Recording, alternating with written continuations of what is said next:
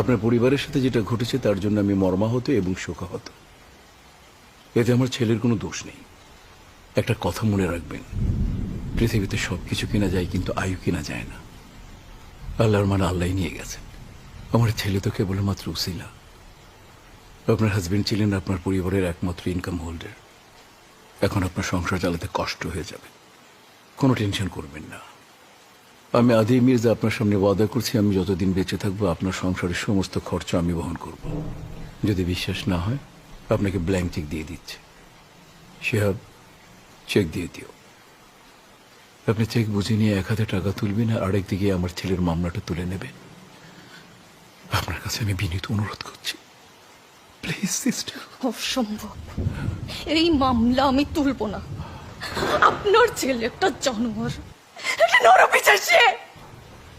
আমি তাকে জেলে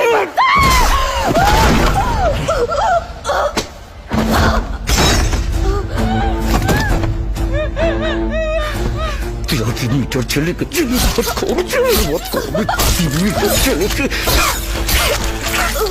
কলেজে আমি বের করে ফেলবো।